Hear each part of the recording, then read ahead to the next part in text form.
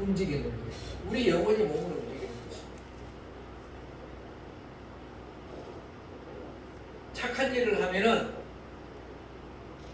그것은 우리 몸이 했지만은 그 몸을 시킨 것이 우리의 영혼이에요. 우리의 영혼이 착한 일을 하라고 내 몸에게 시킨 거예요. 그러면은 내 몸이 거기에 맞춰서 착한 일을 한 것입니다. 젊은 아이들이 좀 더 이해하기 쉽게 하면은 아이언맨이라고 로봇 수트가 있어요. 그것을 입고 로봇 수트를 입고 악당을 물리쳤어요. 그러면은 그것은 그 속에 들어있는 사람이 악당을 물리친 거지요. 로봇가 물리친 건 아니에요. 마찬가지로 우리 이 껍데기와 같은 이 몸이 있습니다. 이 몸 안에는 이 몸을 움직이는 우리의 영혼이 들어있는 거예요. 사람마다 다 영혼이 들어있습니다. 이 영혼이 몸을 움직이는 것입니다.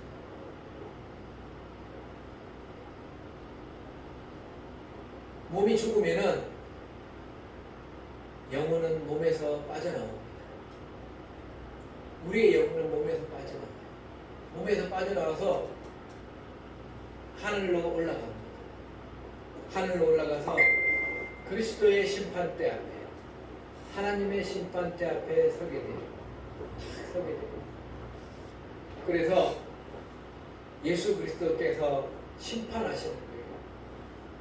죄를 지은 사람은 지옥으로 보내고, 그리고 그 죄를 지었지만 사는 동안에 예수님을 믿어서 죄사함을 받은 사람은 예수님께서 내가 너의 죄를 대신해서 죽었노라 그러면서 예수님께서 천국에 보내주시고 죄를 용서해 주시고,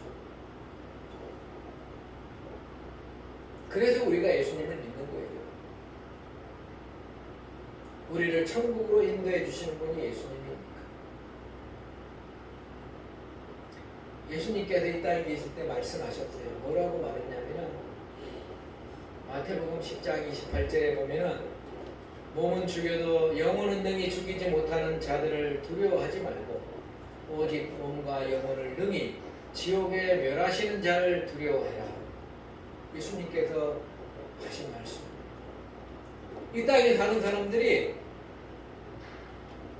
두려워해서 시키는 대로 하면서 죄를 짓는 거예요. 두려워해서. 두려워해가지고 부모가 또는 이렇게 상사가 또는 나라의 관리가 군대에 높은 사람이 시키는 대로 해가지고 우상 숭배하고 사람 죽이고 도둑질하고 살인하고 거짓말하고 다 죄를 짓는 거예요. 왜 죄를 짓습니까? 두려워서 죄를 짓는 것입니다. 이슬람 교도들은 이슬람을 떠나면은 죽어요. 그래서 죽지 않으려고 생존을 위해서 이슬람 교회 그 교도들이 되어가지고 붙들어 있습니다. 정치, 경제, 사회, 문화가 다 그 종교 안에 들어 있어요. 사회 생활도 그 종교 안에 들어 있고, 그래서 이슬람교를 떠나는 순간에 모든 것이 다 끊어집니다. 가족 관계도 끊어지고 경제적인 것도 끊어지고. 그래서 그 사람들은 이슬람 교도들은 예수님을 믿으라 그러면은 안 믿어요. 두려워서 안 믿는 것입니다. 성경책을 읽어보는 것 자체도 두려워해요. 혹시 크리스찬이 될까봐, 그러면은 자기의 모든 것이 끊어질까봐, 생명의 위협을 느껴서.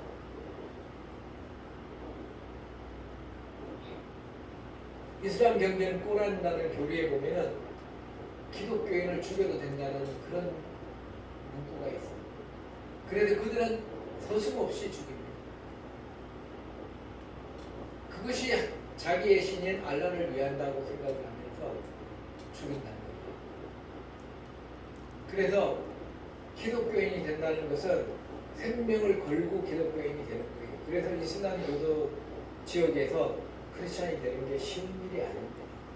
우리 여기는 아무나 예수님을 믿고 뭐 교회 나왔다가 안 나왔다가 나왔다 안 나왔다 마음대로 할 수 있지만은 이슬람 교도적인 교회에 한번 나갔다고 찍히면은 예수님을 믿든 안 믿든 기독교인이 너가 되려고 그러냐부터 시작해가지고 생명의 위협을 당하는 것입니다.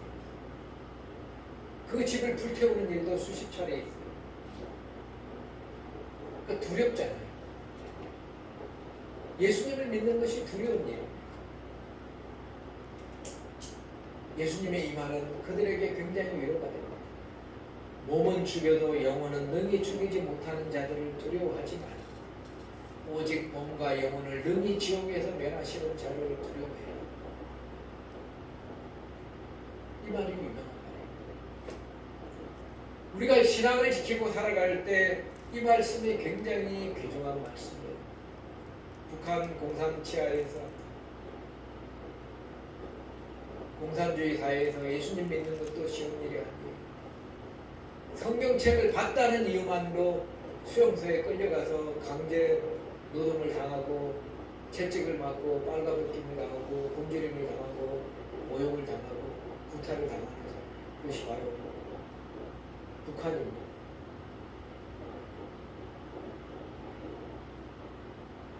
몸은 죽여도 영혼은 능히 죽이지 못하는 자들을 두려워하지 말고 오직 몸과 영혼을 능히 지옥에 멸하시는 자를 두려워해라. 우리 예수님의 말씀은 이런 자들에게 위로가 됩니다. 또한 우리도 예비하고 있어요. 우리의 영혼을 낚으려고 예수님을 믿지 못하게 하려고 우상 숭배를 하고 그렇게 만들려고 호시탐탐 노리고 있습니다. 예수님 안 믿는 자들이 사단의 지시를 받아서 그렇게 우리를 물들이려고 노리고 있어요.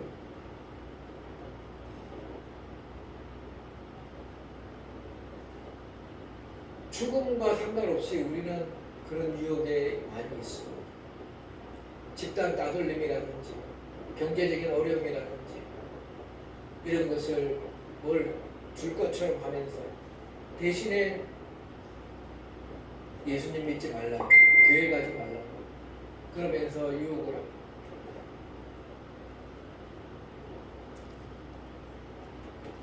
그런 얄팍한 유혹에 넘어가지 않으시기 바랍니다.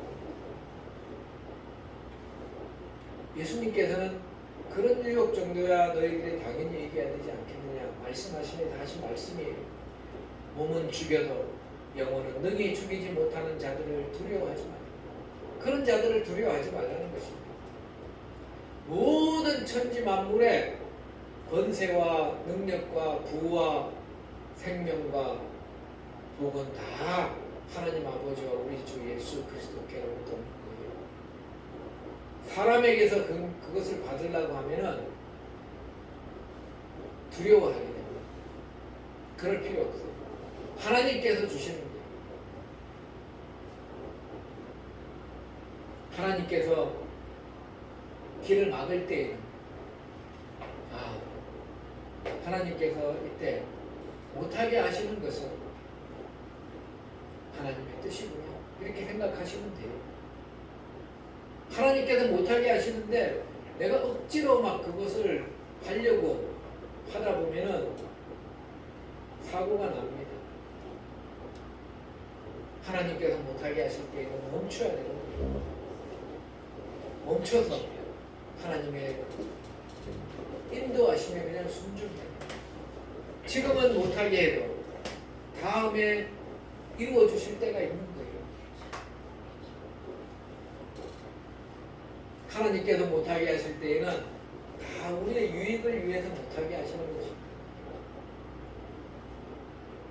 지금 하면 안 되는 이유가 있는 거기 때문에 우리가 기도했는데 하나님 이게 좀 되게 해주십시오 기도했는데 하나님께서 그 길을 막으실 때에는 뭔가 이유가 있는 거예요.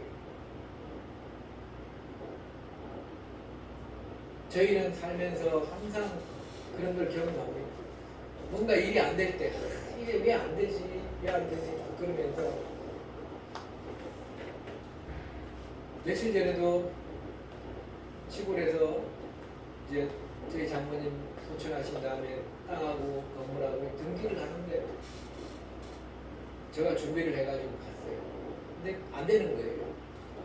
그래가지고 안타깝게 왜 안 되지 했는데 알고 보니까 그날 안 되는 것이 오히려 더 잘 된 거더라고요. 하나님께서 안 되게 하실 때는 다 이유가 있더라고요.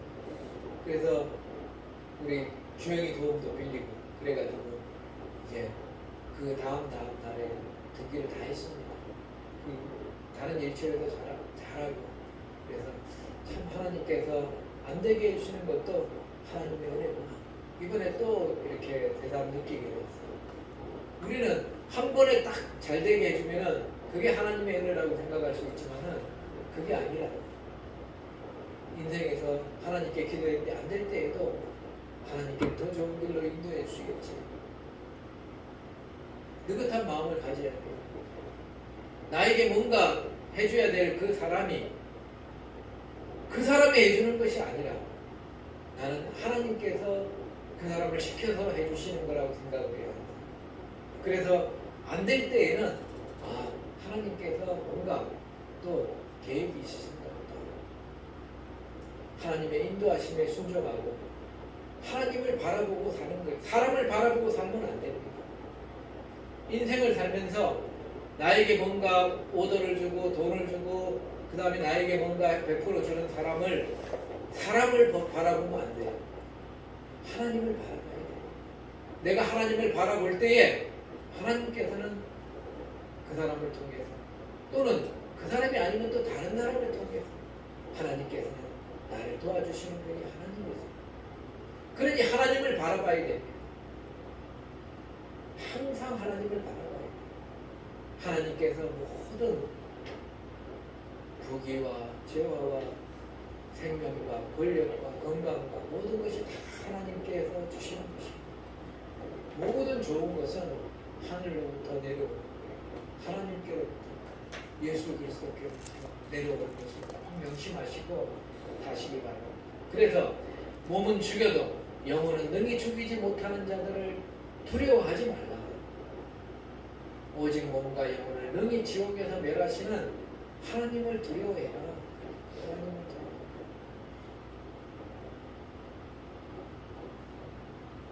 우리 예수님께서도 한 번 태어나시고 한 번 죽으셨습니다.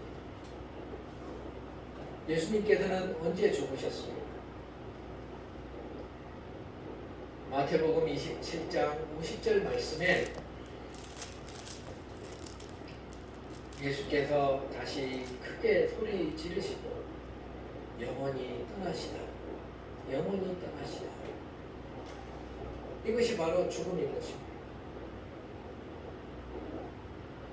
내 영혼을 아버지 손에 부탁하나이다. 이렇게 말씀하시고 최후로 말씀하시고 죽으셨어요. 십자가 위에 우리의 죄를 대신하셔서 죽으셨습니다. 그 이전에는 하나님 아버지의 뜻을 순종함으로 다 이루었다라고 말씀하셨습니다. 얼마나 힘드셨겠습니까? 하나님 아버지의 뜻에 순종하는 것이 우리 예수님께서 얼마나 힘드셨겠어요. 얼마나 힘들었으면 그 전날에 아버지 가능하다면 제가 이 잔을 저에게서 옮겨주십시오. 이 고통을 받지 않고 아버지의 뜻을 이룰 수는 없습니다. 3번이나 기도했지만은 아버지께서 말씀이 없었어요. 예수님은 하나님 아버지의 뜻에 순종하신 것입니다. 많은 영혼들을 천국에 보내시고 그 죄를 용서해 주시고 십자가에 대신 우리 대신 죽으신 것입니다.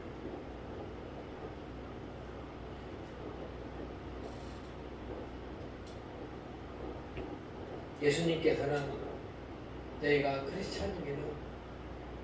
크리스찬이면 내 이름 때문에 크리스찬이라는 이름 때문에 다른 사람의 미움을 받는다는 것입니다.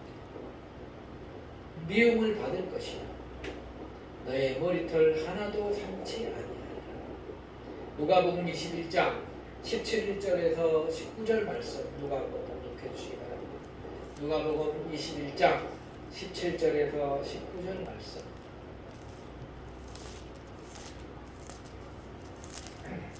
또 너희에게 내 이름을 인하여 모든 사람에게 미움을 받을 것이나 너희 머리털 하나도 상치 아니하리라. 너희의 인내로 너희의 영혼을 얻으리라. 너희가 예루살렘이 혼자들에게 에워싸이는 것을 보고도 그 멸망이 가까운 줄 알라. 그때 유대에 있는 자들은 산으로 도망할지며 성내에 있는 자들은 나갈지며 초원에 있는 자들은 그리로 들어가지 말지어다. 아멘. 아멘. 너희가 내 이름을 인하여 모든 사람에게 미움을 받을 것이나 너의 머리털 하나도 상치 아니하리라. 너희의 인내로 너희의 영혼을 얻으리라. 아멘. 아멘. 예수님 믿는 것으로 인해서 모든 사람에게 미움을 받은 날이 올 것입니다. 지금도 미움을 받고 있어요. 며칠 전에 어저께인가 뉴스 보니까 양동근이라는 크리스찬이 있습니다. 그 사람 영화 배우인데 여러분도 알 거예요. 여러 영화를 찍었습니다. 근데 그 사람이 그 부산에 그 세계로 교회라고 손현보 목사님 신부하는데 거기에 예배를 참석해서 찬양을 불렀는데 그거 부른 것 때문에 뉴스에 났더라고요. 그래서 하나님께 예배한 것 때문에 그 양동근이라는 크리스찬이 사람들의 욕을 먹고 여러분도 다 아시다시피 그 세계로 교회 손현보 목사님은 개혁을 찬성했던 목사님. 근데 그 개혁 찬성한 목사님 밑에서 예배를 드렸다. 그러면서 욕을 하고 그러면서 그 양동근 씨를 뭐라고. 양동근 씨가 미운 게 아니죠, 사실은. 하나님을 예배하고 그랬던 게 미운 것입니다. 거기다 댓글을 달면서 욕하고. 그것이 아무것도 아닌 것 같아도 기본 베이스로 사람들 마음속에 깔려 있어요. 예수님을 믿는 사람들을 미워하는 마음이 깔려 있어요. 어떻게 틈만 조금만 나면은 욕을 하려고. 뉴스에 가짜 목사들이 또는 잘못된 목사가 성추행해가지고 뉴스에 몇 번씩 나면 사람들 입방아에 내리잖아요. 저 사람은 교회 다니는 사람이 목사가 부터 시작해가지고 이렇게 욕을 하는 그것은 그 사람만 욕하는 게 아니라 전체 교인들을 다 따져서 욕하는 거예요. 그것은 왜 그럽니까? 예수님을 미워하기 때문에 예수님을 믿지 않기 때문에 예수님을 미워하는 것입니다. 그들이 적그리스도가 되고 그런 거예요. 북한의 김일성이 아버지도 예수님을 믿었다는 거예요.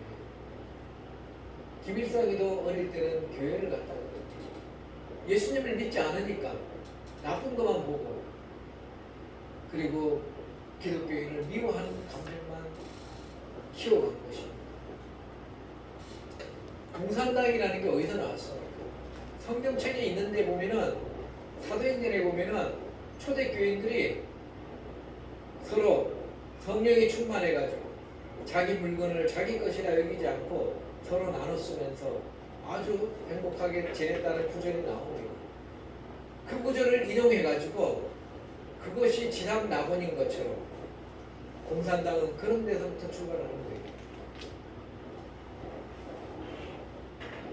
공산당을 만들었던 자들은 이 성경 말씀을 가지고 거기서부터 끄집어내가지고 자기들이 만든 것입니다. 만들어서 공산당 당원들만 배불리고 귀족 집단처럼 나머지 사람들은 다 개돼지로 취급해가지고 죽이고 그런 일들을 자행했습니다. 지금도 하고 있죠.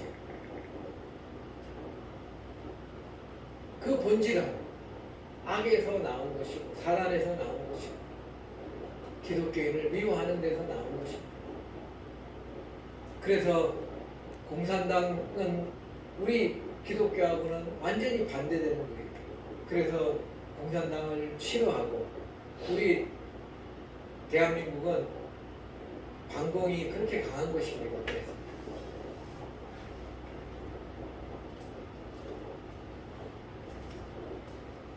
하여튼 너희가 내 이름을 인하여 모든 사람에게 미움을 받을 것이다. 앞으로도 이런 일이 더 많아질 것이다. 점점 더 미움을 받는 일이 많아져요. 우리 크리스찬들이 설 곳이 별로 없어집니다. 이슬람 지역에서는 예수님 믿는 사람들을 핍박해서 죽이려고 그러죠.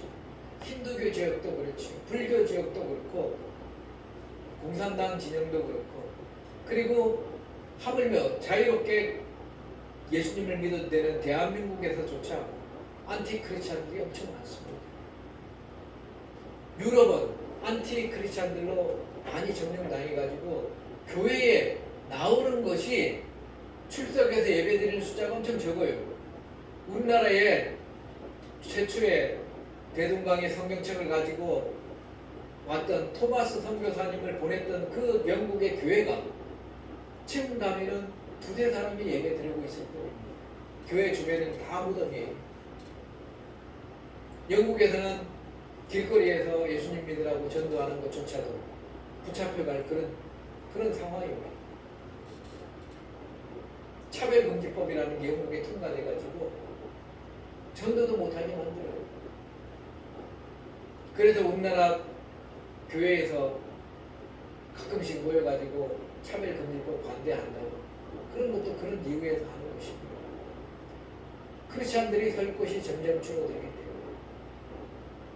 우리 예수님께서 재림하실 때에는 이 땅에 남아있는 크리스찬들을 다 휴거시켜서 하늘로 올리실 것입니다. 이 땅에는 거의 예수님 믿지 않는 자들만 남게 될 거예요. 내가 올 때에 믿는 자를 보겠느냐 우리 예수님께서 말씀하신 것입니다. 심판하실 때에는 이 땅에는 예수님 믿지 않는 자들만 거의 대부분 남아있습니다.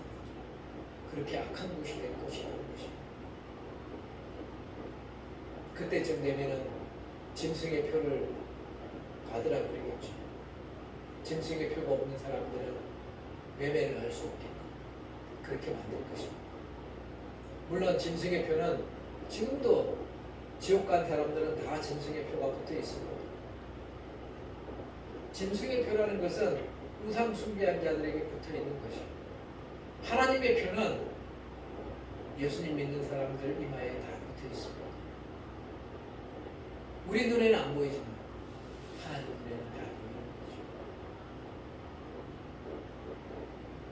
우리에게는 죽기 전까지 기회가 있는 거예요. 예수님 믿고 천국 갈 수 있는 기회. 그 기회는 예수님께서 열어주신 것입니다. 어느 누구도 천국의 문을 열 수 없어요. 예수님께서만이 열어주신 문, 열린 문이 지금도 열려 있습니다. 천국은. 그렇지만은 때가 되면 그 문은 닫혀버려요.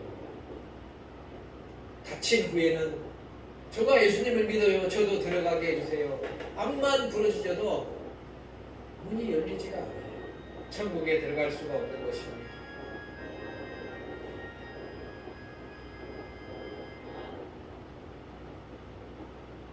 어머니가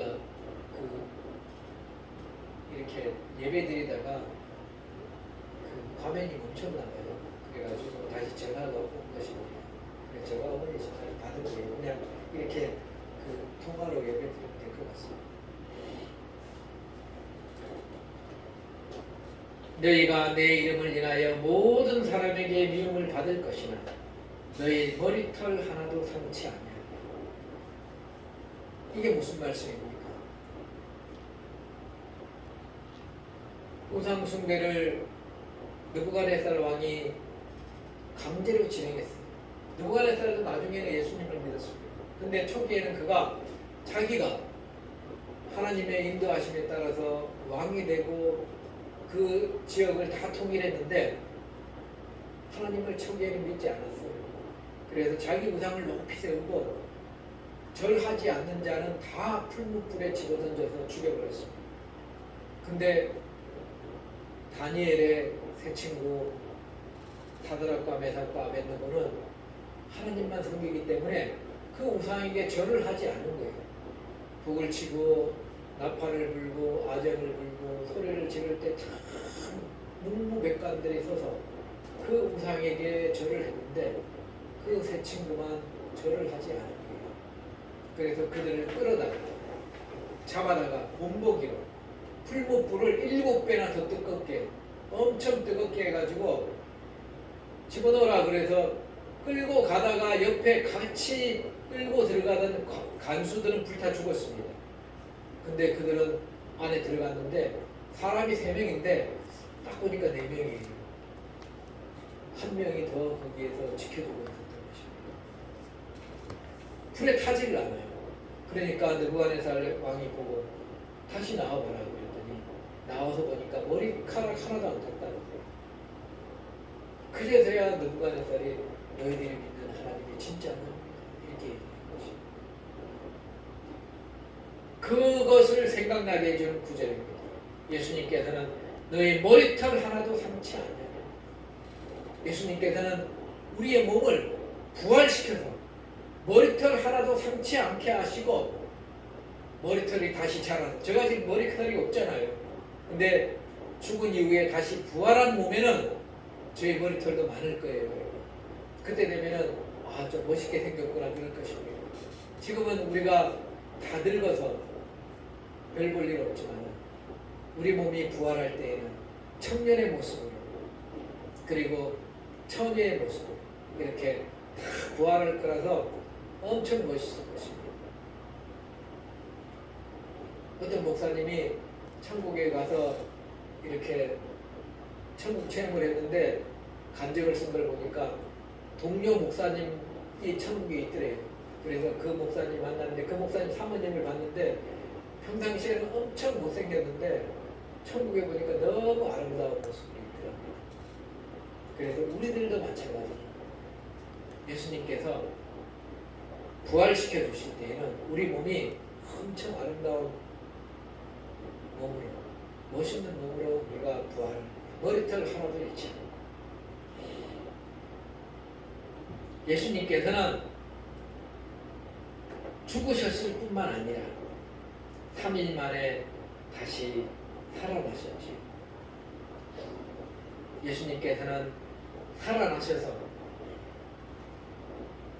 많은 사람들에게 보여주셨습니다. 고린도전서 15장 2절에서 4절 말씀을 보면 고린도전서 15장 2절에서 4절 말씀을 보면 너희가 만일 나의 전한 그 말을 굳게 지키고 헛되이 믿지 아니하였으면 이로 말미암아 구원을 얻으리라. 내가 받은 것을 먼저 너희에게 전하였노니 이는 성경대로 그리스도께서 우리 죄를 위하여 죽으시고 장사 지낸 바 되었다가 성경대로 사흘 만에 다시 살아나서 게바에게 보이시고 후에 12제자와 그 후에 500여 형제에게 일시에 보이셨나니 그 중에 지금까지 태반이나 살아있고 어떤 이는 잠들었으며 예수님께서는 죽은 이후에 우리 죄를 위하여 죽은 이후에 성경대로 사흘 만에 다시 살아나셨어요. 하나님의 뜻은 죽음 이후에 다시 살리시는 것이 하나님의 뜻입니다. 우리를 죽게 내버려 두지 아니하시고 죽음 이후에 우리를 다시 살리시는 거예요. 우리를 부활시키시는 것이 하나님 아버지의 뜻입니다. 예수님 믿는 사람은 머리털 하나도 잃어버리지 않냐. 우리의 영혼은 당연히 살아있죠. 영혼은 몸은 죽어도 영혼은 살아있어요. 마태복음 22장 31절에 32절에 보면은 하나님은 산자의 하나님이다 그래요. 마태복음 누가 한번 봉독해 주세요. 22장 31절에서 32절 마태복음 22장 31절에서 32절.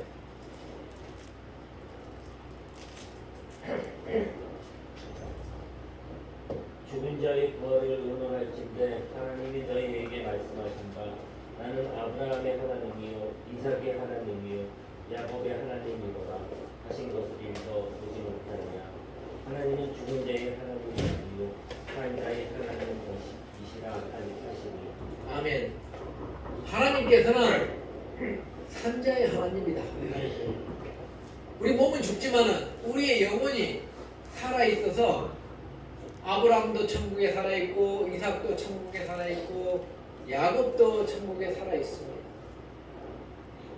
그리고 저희 육신의 아버지 윤재군 장모님도 천국에 살아 있고 저희 장모님 이춘덕 장모님도 천국에 살아 있고 살아 있는 사람이에요.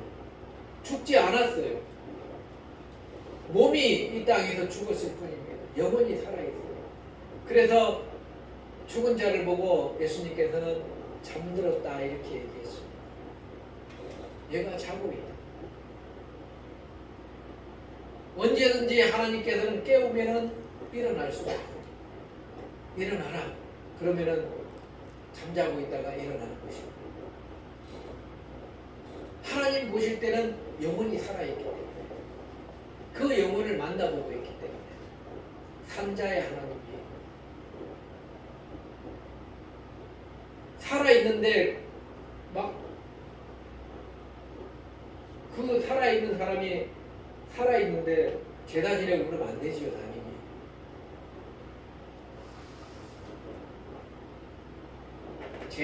제사는 귀신에게 드리는 거라 그래요.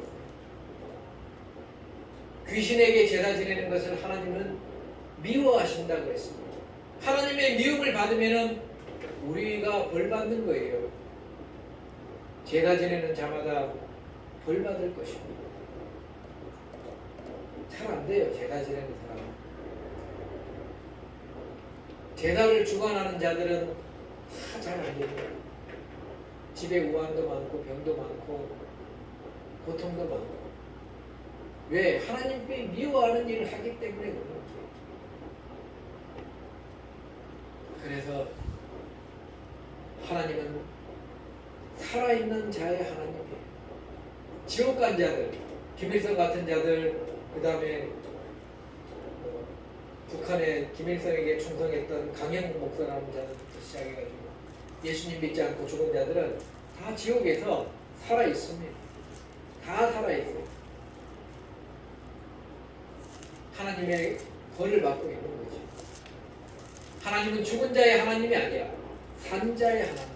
다 살아있습니다. 모든 사람이 인류가 시작 때문부터 시작해서 지금까지 있었던 사람들은 다 살아있어요. 어떤 방식으로도 살아있습니다.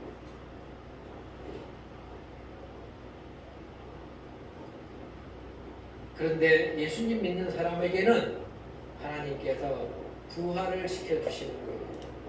부활을.